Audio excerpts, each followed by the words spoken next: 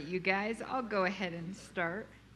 So this one I titled "The Kingdom Moves Through Unfinished Stories" and our role in releasing creation. And it was a fun one. It came through a time just kind of processing with Jason, and we were just talking over some stuff. And it's probably one of our favorite things to do, just kind of get onto a spiritual subject and just kind of dive into it. And usually what comes out of that, I'm always just like, I have a new perspective or a new revelation. So this came out of that. But then as I was thinking about what I wanted to share tonight, I was like, yeah, I'll go into that more. Because it was several weeks ago that we had talked over some stuff that led to this. But I have to admit, when I decided I wanted to teach on this, I started actually having a lot of doubts, because in sharing this, I realized I was sharing something that I very much so am still in the process of, and that put me kind of in a vulnerable place. I was like, who gives me the right to share on this when I have some current issues that I'm really trying to deal with and process? And so I had kind of wrestled with the Lord. I was like, please, like, give me something else. Like, it's just, I don't know. I'm not so sure about this. But, he told me, he goes, if you're going to wait until you actually have something figured out, well, then you're never going to be up there talking about anything. So this does come out of a place of vulnerability and a place of hurt as well, and just processing through things. So this message is not about having all the answers. It's about the courage to stay present in places that still feel unresolved. And so going into this, I actually love that Vicki mentioned stories. I had to laugh about that, because we are all living in unfinished stories. What? Yes, exactly. Yep. Yeah, Terry, thank you for that insight as well. So just kind of acknowledging that this is something that we all live in. There's this really hard ache of the unfinished stories that we're living in, the strained relationships, unreceived apologies, and forgivenesses that feel hard to give, or that we feel like we have to keep doing over and over and over. And so it also comes from just personal journey, not out of a resolution, but out of a revelation of just kind of what God is doing in the midst of that. So the kingdom doesn't only move through signs and wonders, even though we love when it does that. We love to hold on to those moments and relive those over and over. But the kingdom actually moves probably far more often through the mustard seeds, the quiet courage, and hearts that stay open even when a door closes. And we've all had experiences like that, where you feel like that was the open door to walk through, and it closes on you. And just that place of wrestling to not be offended with that, or not be discouraged with that. And just keeping your hearts open. What are you trying to do in this, Lord? Okay, that door is closed. What are you trying to do in this? And just keep your heart open.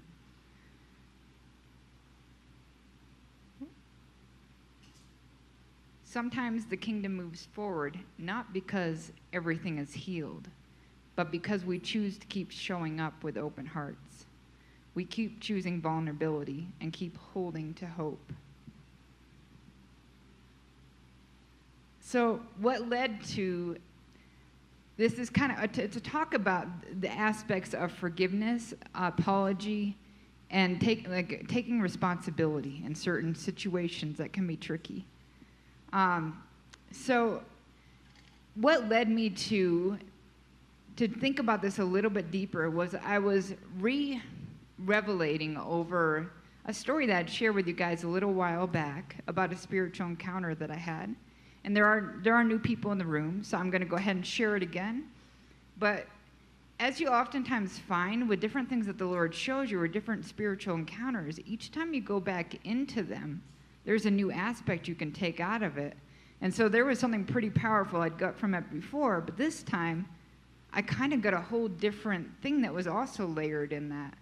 So this spiritual encounter I had was many years ago, and it was this entity or this presence that was in the room, and it was super early in the morning, and I woke up feeling that thing there, a very negative thing. At the time, I would label it demonic. I still probably would put it in that category. It could be, some people could say it's something within me that I was wrestling with, something that was external. But it was this spiritual presence that was very negative, and it was at the foot of my bed. And so immediately, I was like, what gives you the right to be here? I was confused by that. And then I felt like the Lord was right there beside me at the head of the bed. And I thought that was interesting. He's at the head of the bed. That thing is at the foot of the bed. So I looked to him and I said, please, remove that thing. Take care of that. What is going on here? And in that encounter, he walked me through a process where he actually had me take care of that thing, but through a whole different way than I expected to. It was through a way where I was actually asked to love on that thing. First, I wanted to identify what it was, or at least what it thought it was, and it was revealed to me that it went under the identity of isolation. And as soon as that was revealed to me, I realized that's not your real identity. Your real identity is community. But you think that you're isolation. That's what you think you are. So as I was loving on this thing, I felt asked to forgive it. And the moment that I started releasing forgiveness, you could see the confusion and what it was wrestling with, and even being able to receive that forgiveness. I was forgiving it for that assignment of isolation in my life, for different times that it hurt me through causing isolation, or different times I agreed with it and stepped into isolation. And as I was doing this, you could see it processed the fact that it even actually accept that forgiveness. And when it chose to, I saw it transform. And I saw it transform into the identity of community. It took on its true identity, its true nature, and its whole appearance and everything about its presence changed. So as I was kind of just going through that and talking with Jason about it again, it hit me. I was like, oh my goodness. It was forgiveness that opened the door for that thing to be able to step into its true nature and character. And I had to have a part in playing in that. And when I did that, there was something I was doing in that has to do with the releasing, our role in a stewarding over creation and what we can bring to it. And there was no forcing it. Still had to be the one to choose to go through that door. But there was a part we were both playing in that. So the key, I was kind of realizing the key in this isn't force, it's forgiveness. And when it's released, the door opens, and inside is not punishment, but an open invitation into community. So I had to laugh because I'm like, well, so here you have isolation and community and forgiveness that opened this door up for it not to be yeah, you did this horrible thing, you should, go away and feel so sorry, but rather this joy that it experienced and an invitation that it is part of, and it is one, and it's invited into the bigger. And that was actually what I realized it was wrestling a lot with, and accepting that forgiveness it was believing a lie that it could not be accepted in, it could not be a part of. And yet that's what the Lord does with all this. He invites us in. He says, you're already in. You just have to realize you are. So I also kind of learned through this, so that forgiveness, there's an aspect where forgiveness isn't just interpersonal. It very much so is between each other and even within ourselves, but it's also cosmic. It participates in the restoration of all things. Forgiveness is not just a healing balm, it's a key. It unlocks identity. It opens doors for others to walk into who they truly are. We get to play a part in helping people walk into who they truly are when we play parts in that process of forgiveness, apology, and accepting our own responsibility. So it's something so much bigger than just healing that one particular wound. An example in Scripture that I saw of this is in Luke 15. It talks with the prodigal son. As the son is coming back, he doesn't even have a chance to say his apology yet. But because his father sees his true identity before he can even see it, his father runs over and embraces him. His father has already extended this forgiveness, this invitation of, I see who you really are.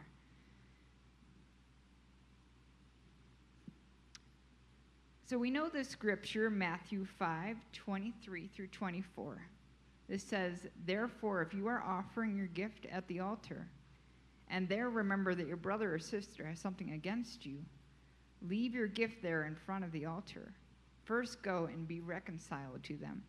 Then come and offer your gift.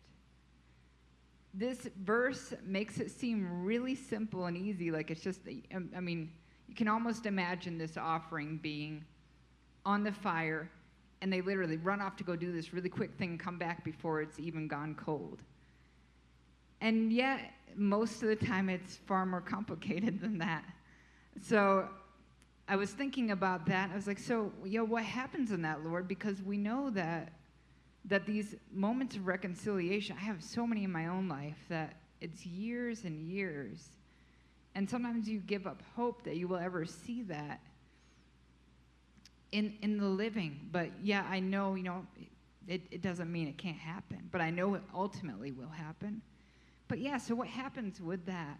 And he was saying it's all about that posture. It's that posture of when you recognize something, when you realize the part that you can play in it and releasing that other person or that other circumstance or that situation or anything that's cosmic even, when you recognize that and you do your part and you keep your heart open, then you're good. It's okay. And there may be other times at that altar of offering where it's, there's a new part I have to play in this, and you can go do that then. So the first step, though, I was realizing, is accepting responsibility. It could be for a phrase that is misunderstood or an action that caused pain, even if unintended. The idea is just accepting responsibility opens the door into these areas to be able to be reconciled. And what I find really interesting is that most of the time, the pain is unintended. So we need to be able to live from an open heart in a place of understanding, give the benefit of the doubt, rather than always assuming that person knew exactly what they were doing. Oh, they so intentionally hurt. It's being able to pull back from that and realizing, no, you know what? I bet you they have no idea how much they hurt. I bet you they're probably completely oblivious about this. How about I try to keep this as open as I can and just have a conversation over the issue? And at that point, you may get clarity that they did try to hurt you, but to go into it just understanding most people really are not trying to do that. That is never the intention, but we are complicated beings. And we have a lot of things going on within our own world and our own mind and how it affects other people. It can get very complicated. But yeah, so this taking responsibility never should come out of a shame-based. It is spirit-led awakening. It's just opening our eyes to, Father, I want to see it your way. Sometimes the most powerful thing we can say is, I see it now. I'm sorry. Even if it's not received, that's what still matters. That's our part in it.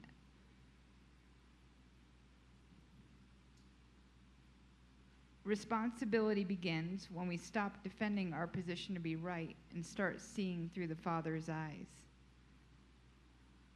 Offense, I realize, is where we feel like we need to defend what is right and what is wrong. We need to draw these lines, and there's two sides. And taking responsibility is blurring that line and saying there really is no line here.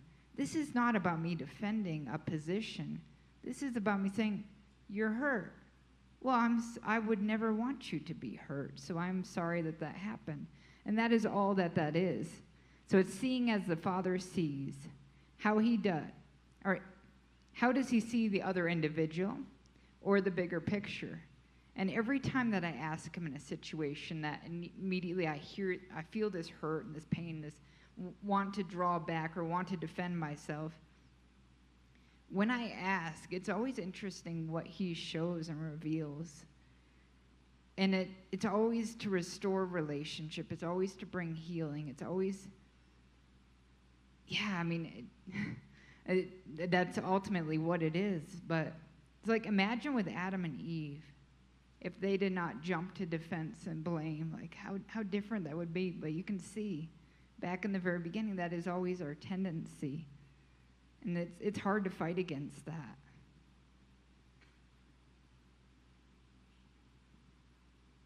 The ministry of reconciliation.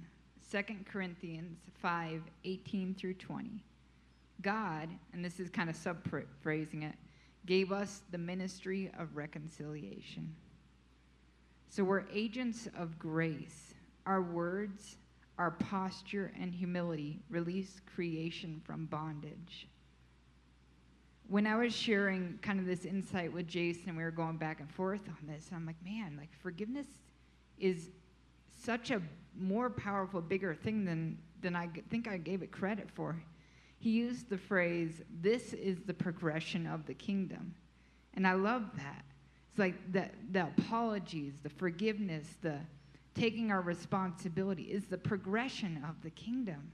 It makes it so much bigger than just, oh man, it's this shameful thing I have to go through. It's no.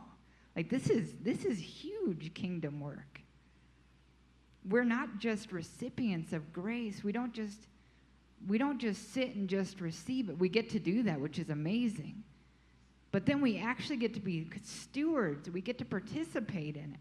We get to be stewards of reconciliation. That is what he has called us to do over all of creation.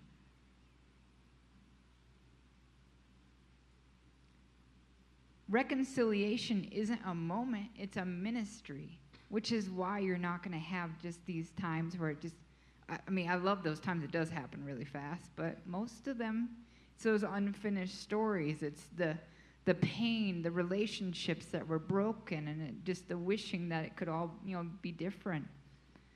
But it's because it's a ministry. It's an ongoing thing.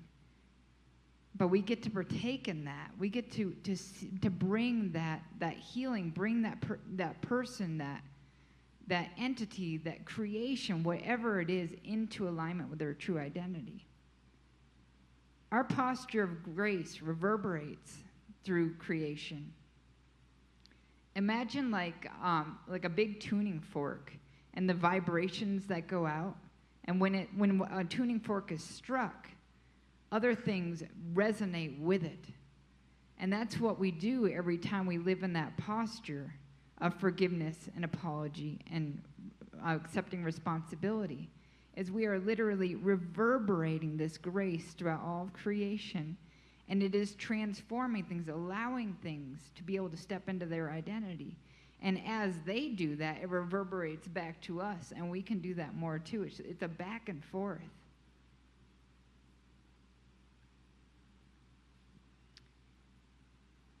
Malachi 4:6 is the verse that talks about how he will turn the hearts of the fathers to their children and the hearts of the children to their fathers. So this idea of reconciliation is actually generational restoration as well. As relationships heal, it flows across time and lineage. And I actually even experienced that with that particular entity in that experience. The moment that it stepped into its true identity through the forgiveness and it accepting that, all like those past moments of isolation and situations like that kind of lost their sting. They didn't have that anymore. That pain wasn't there anymore as I would recall those things. And then the future, it was set up in a way where I was able to operate more under a place of community. And so it was really interesting because in this being restored, there was something in me that was restored, because I believe that the assignment of isolation that was in that, as that was restored to community, it opened something within me as well that restored being able to operate and flow into community, which I found really fascinating. That a week after that happened, or after I realized what happened in that, because that was an unfolding of things over time, the way that encounter happened. But a week after, is when I found this place, and I always have identified this as community. I finally found community that resonates with me. And so I just thought, man, oh, that's interesting, Lord. Yep. There was something that had to be done first for that to even be able to work. But yeah, so forgiveness and responsibility restore family lines and spiritual inheritance. It's just amazing what it can do in the spirit. We can also see it in the natural. But when we can't see it in the natural, trust that it is happening in the spirit. There is so many things that are being restored and aligned, and spiritual inheritance that it's coming into alignment through these acts. When we release forgiveness, we don't just heal the present. We restore the past and prepare the future. And I think that we can do this for each other as well, because I know what I shared, that would have been for me personally. But I think it can happen for each other as well. We get to play a part in restoring each other's past and preparing each other's future. So, as I kind of mentioned before, like, we all live in those places of things that are unresolved, misunderstood motives, lingering tension, relational silence. It's a part of life.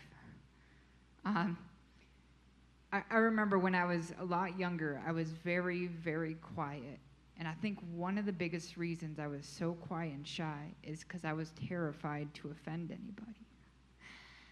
And as I go through life, I realize it's just going to happen. You can't not, by me being shy and quiet, that offended people. By laughing at the wrong time, I offend people. It's like, it's just going to happen. And I can try so hard to not have that happen. But yeah, it's just a part of life. So there's nothing that we're doing wrong as these things happen. And we can kind of take it personally. We can take it as there's something I'm doing wrong. But it's just a part of life. So that's why we all have these unfinished stories and these areas of hurt and pain. So these stories don't disqualify us. They're often the very soil where grace grows. It's in these places that I think we see the most growth. Forgiveness, apology, and responsibility are seeds. So we may not see the harvest, but we're called to plant still. And I can guarantee you there is stuff happening. Sometimes you might just have to ask the Father to show you what it is, because it might not be in the physical. But He'll show you. He'll reveal those things to you. Say something? Yeah. So this makes a lot of sense to me, because Doug has been sending out frequencies from this Rife machine, and it's targeted to things that are ailing you, it just, I guess forgiveness is like a frequency you're sending out into the world to people. So I'm going to put that into practice and send some frequencies out to my children. I love that. Yeah. Yeah, it's a great way to imagine it. It is. It's like sending out these waves. Okay. So I have a story about my father. I'm going to cry because I did not have a good father. And when we first moved here, he sent us, and I'm crying because this is a good story, you guys, not because I'm sad. But anyway, he sent all of his kids, 9 kids, a brochure kind of report thing of why he was a bad father. And I received it, and my name was spelled wrong. And the moment I saw that, I kind of went, wow, that's really strange. My father doesn't even know how to spell my name. And so anyway, I read it, and of the whole family, and you guys know me, I'm pretty forgiving. But my brother and I didn't really do anything with it. Everybody else wrote, so I wrote my dad a letter. And I just told him, I said, hey, I'm going to let you off the hook, basically, is what I said. Larry's father has been has been my dad since we got married. And his dad just was great. He was a good dad. And anyway, when my dad died, he was led to the Lord by my brother-in-law. And anyway, my dad dies, and I'm in worship. And you guys know I tell you this all the time. I see dead people all the time. And Larry's dad dies. A couple of, I don't know, what was it, 12 years later, babe?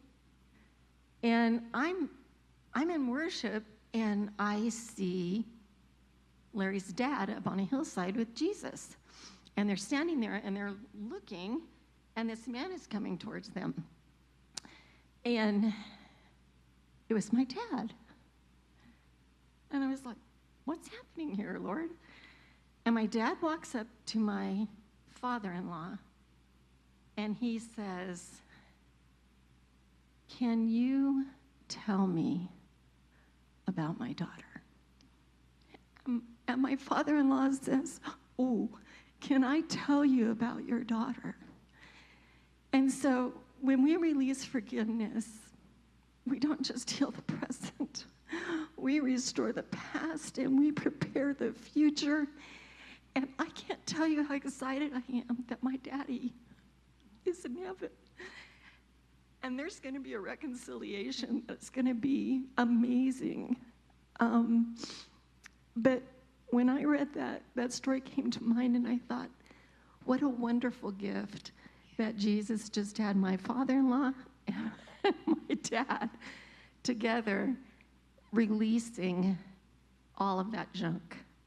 And I cry because, you guys, God is just so good, so amazing. He's really with you in every moment of your life. If you just open the heart to it, he will take you through the process.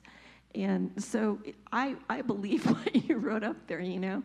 We can release, forgive. I mean, when that happened, I came back to myself, and I was just in tears, and I told Larry, I said, oh my gosh, you know, this just happened. And I thought, how many reconciliation stories are taking place in heaven before we even get there?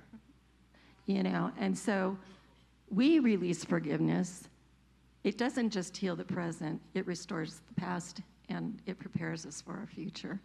And so I'm really looking forward to that. I'm looking forward to seeing Larry's dad. I'm looking forward to seeing my mom, my dad, and just seeing what has been going on up there, you know, because honestly, God is in each, you know, we think linear, but God is always. And so he can take you on any journey if you're willing to go. That is really beautiful. Thank you, Vicki. Yeah, I mean, it's amazing how good he is. There's no pain, no brokenness that he won't heal. He will ultimately heal it all. And it's amazing that it doesn't even have to take place in a certain timeline that we think it does. Yeah, go for it.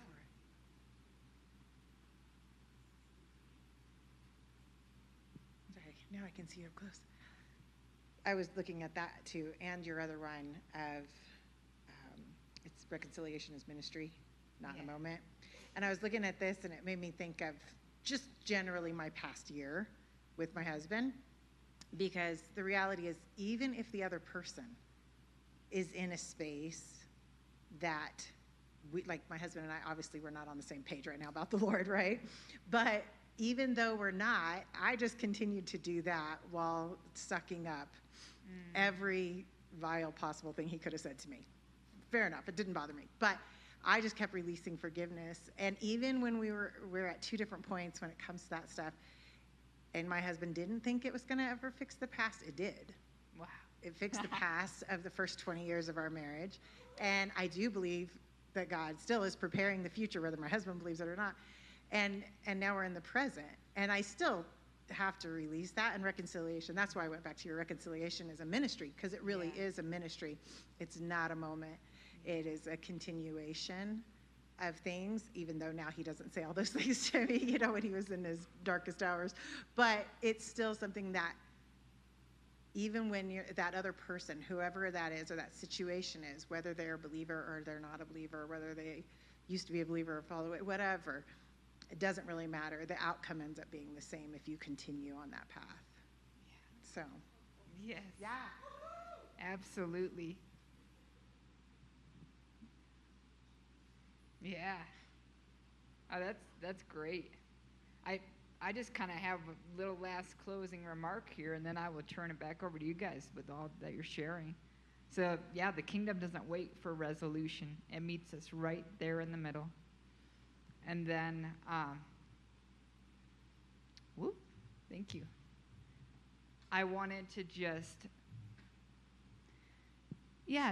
bless you guys with this and say this over you guys in all those situations.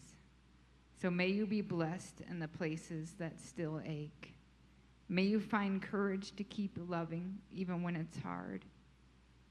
May you know that the kingdom is coming, not just in the miracles, but in the mustard seeds, in the quiet acts of grace, and the stories still being written. You are a steward of reconciliation. You are part of turning hearts, and creation is waiting. So, yeah, I mean, it does so much more than we could even think it does. And that's just how good he is.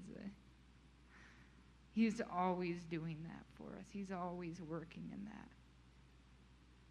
So I would love to hear just more of what you guys think. But just as you reflect on, maybe there's parts in creation itself and with another person, a relationship, or a belief, even that you have, that needs to be released through apology. I've apologized to myself many times. I've apologized to the mountains in Colorado because I realized I held offense against Colorado because of all the hard things that happened to me when I moved here. And there was a day that the Lord told me that the mountains were receiving those words from me. And that hurt because I didn't want to release that negative stuff on something that was so beautiful and that he had created. So I apologized to them, and I started releasing over them what they really were. But yeah, so just if there's anything, just all these different things, just reflecting on what we have the opportunity to participate in with this. And then I'd love to hear more stories from you guys about just how this has affected you, moments that you're still in it.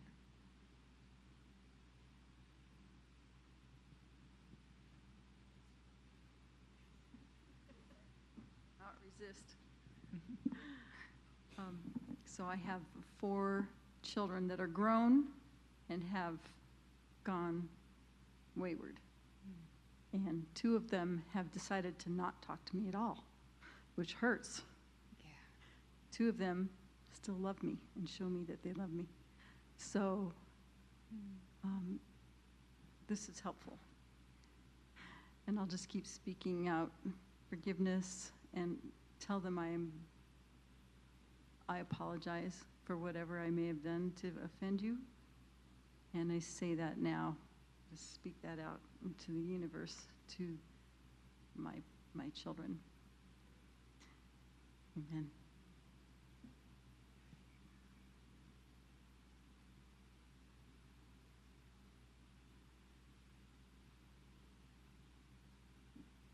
This is more of a comment.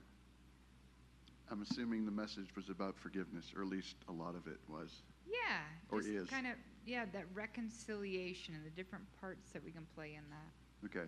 So the comment is that I have found that forgiveness can be hard, difficult, and like something you don't want to do. And like many things that I've learned about God is when you do something that God wants you to do, which I believe he wants us to forgive people, that we end up getting blessed in the process of doing the hard thing. So even though something's difficult and hard to do, if it's something that you know God wants you to do, it's not worth not doing it. See what I did there, Larry? A couple double negatives. So it's worth doing. You know, it's not worth not doing. So over the years, there's been harder and easier things, and I've also learned that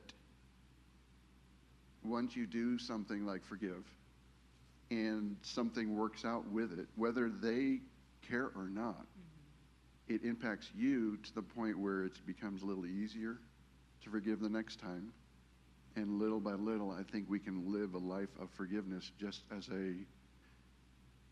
the way you live. And ultimately, that draws people to you, and they wonder, well, why do you do that? And little by little, it brings you back to a really good expression is preach the gospel in season and out of season, and when necessary, use words. So just the way you act is preaching the gospel. And so when you can bring the point of forgiveness into a regular part of life, you're preaching. You're sending the good news. Absolutely.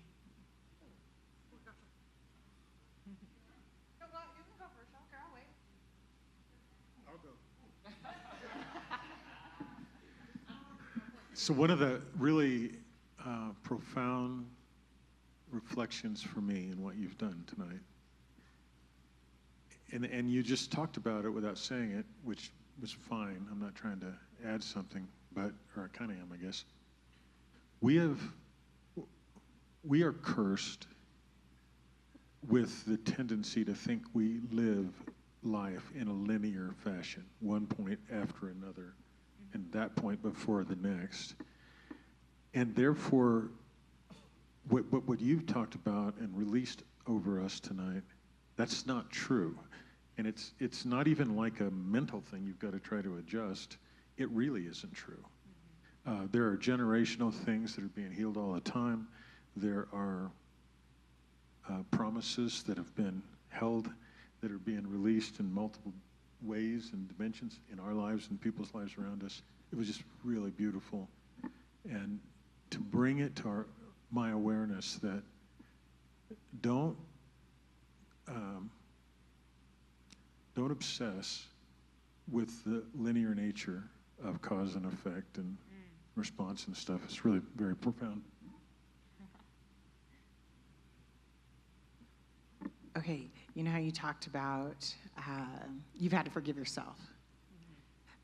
I feel like an element to the concept that you're talking about is doing that probably first even.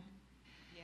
Because that's when you can do the longevity of actual forgiveness and reconciliation is when you've forgiven. Because that was like my first step in being able to manage everything that's been going on for the last couple of years was actually having a tough conversation with the Lord about the things that I needed to forgive myself for first so that I could be whole enough to do reconciliation as a ministry in this situation. And so I would encourage everybody to maybe just check with the Lord and see if there's anything that you need to forgive yourself for, because I think that's actually almost harder than forgiving other people sometimes, or giving forgiveness to other people. So that's just something. I think you're right with that. Absolutely.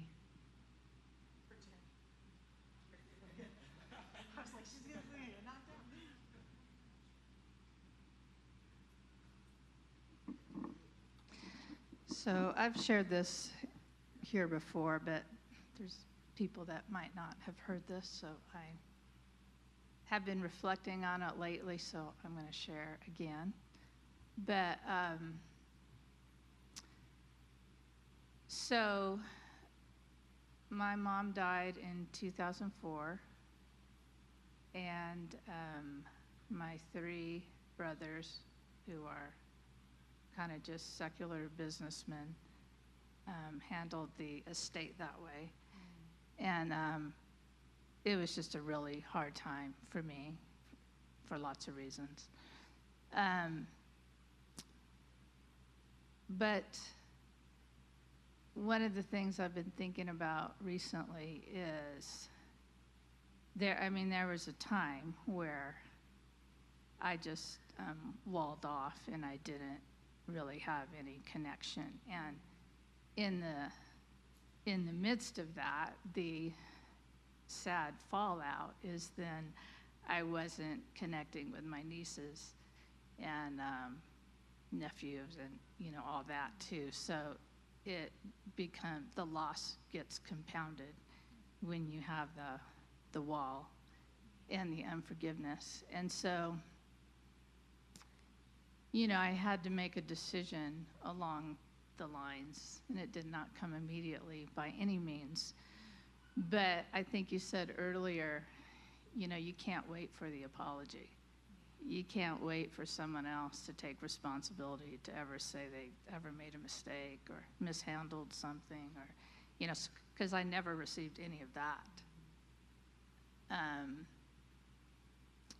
So I had to be the one to decide that I'm going to forgive them and just move forward the best that I could. And over time, you know, the relationships were less strained and got more mended, not because there was some big conversation.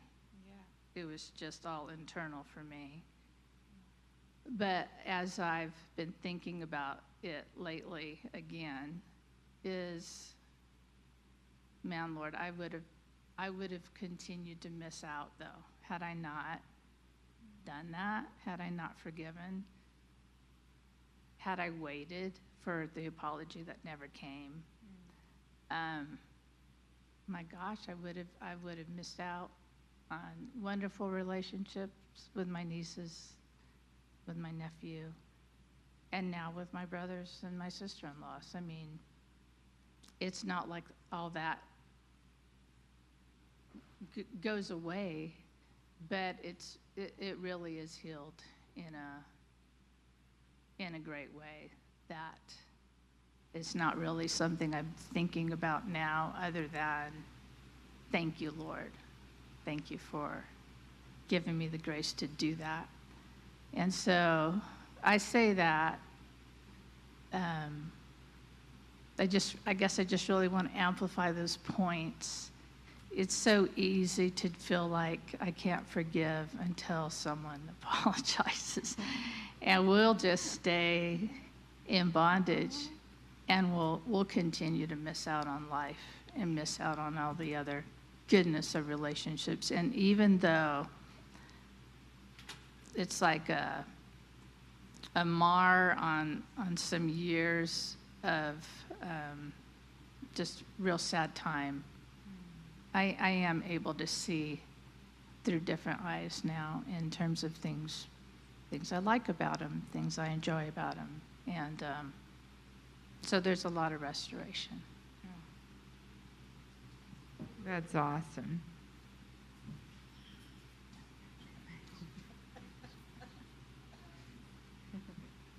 So I'm going to be reading a few scriptures here.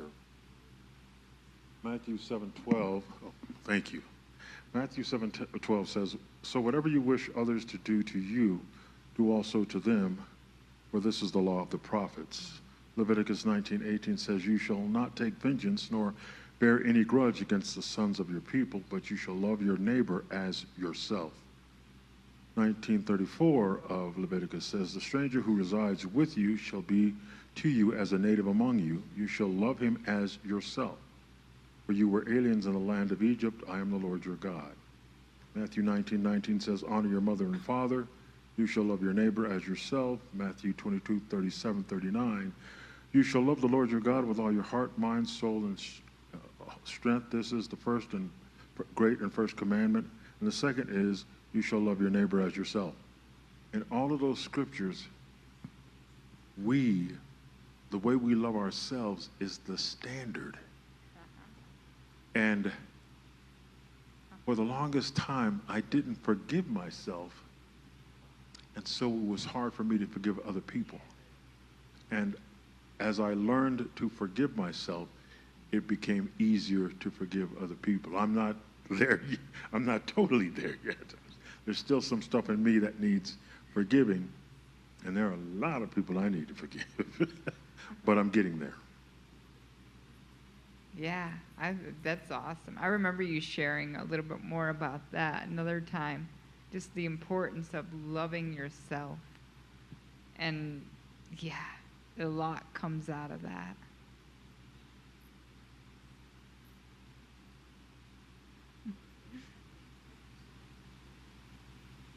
Oh, yeah, Tim and Meg. Yeah, hi. Good message. So relational. And that's why I think so many people can relate to it because I know I went through it too. I can remember when I was early married, Meg, a very wise woman, Meg, said to me, hurting people hurt people. And that made me realize that that's where a lot of that, the hurt comes from is they're hurting inside. And therefore, that's the fruit they have to give off is the hurt somebody else to maybe make themselves hopefully feel better. And it never works. It just progresses into, people carrying a hurt right into their, elderly years. You can imagine even we've come across elderly people that always aren't kind, you know, they have kind of a mean spirit to them. But it helped me realize that they're just missing out on love because they're incapable of doing it because of the hurt that they're holding on to. When I was able to go through it, it's interesting. These messages all tied together because I just encouraged a friend today. I'm not going to go into details because many know of this person, but I encouraged him through the message that I went through with the rejection spirit. I carried it for years because that was my dad created that rejection spirit. He was the um, prime source of where it came from. And what happens is you just build up walls and you don't let people in. You can put on a good face, you can look like everything's okay, but there really is no intimacy anymore in that person. You've built up such a wall that it's hard to break through. It's like a rock wall. And that's very difficult in a marriage situation. You don't like that because that person really doesn't get to know you, not the true you. They don't get to experience the love that you have to give. So what happens is not only aren't you able to really love, you're not able to receive love. You know, it was difficult at one time for me just to even hold hands. That's how much that rejection spirit had built up that wall. But it's Jesus that broke through. I went through a deliverance, but it wasn't instant. It was a process, and God was patient with me to go through that process one step at a time and just allow him to heal. And I encouraged this person in the same way. It was a different type spirit, but with similar results. To just trust the Lord. You got to open yourself. You got to open up your heart to him. You can't keep it closed to him too. But when you open it up to him, that's when the healing starts to take place. And you're able to love and receive love.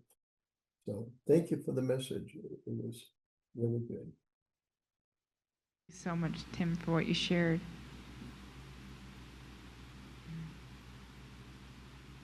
Go ahead, Terry. So God has reminded me in the last couple of months that in the midst of all of this stuff that you're talking about, um, that we don't get to determine how it's done. That and so there was this gal. She had a mantra that said, "It's time, align, I release the how, allow." And so I released the how, and there's a bigger story with this, but I'm giving you the Reader's Digest. And that is,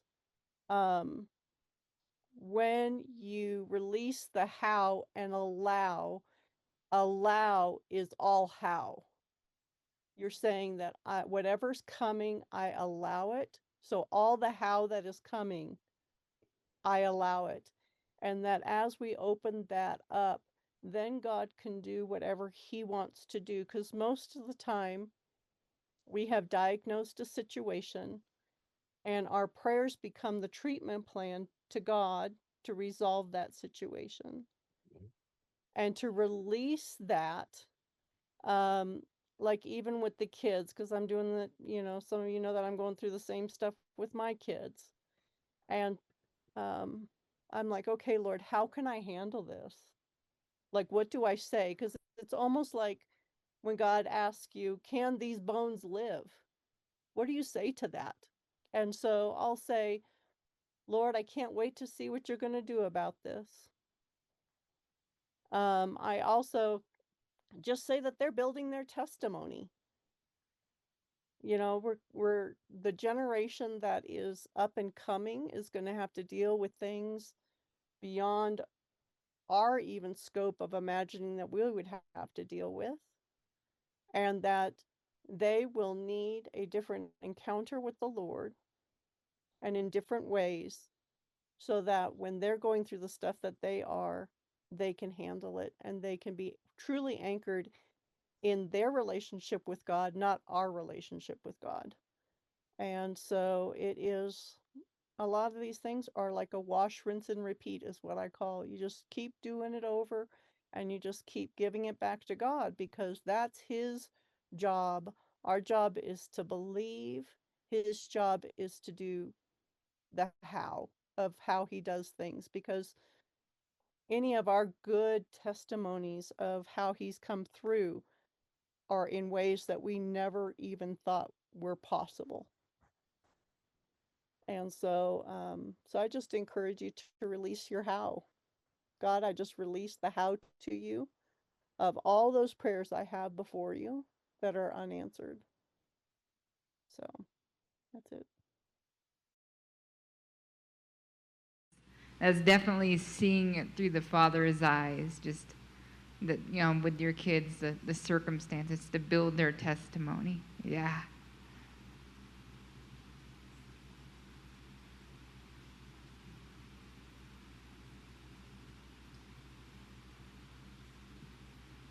Well, thank you guys.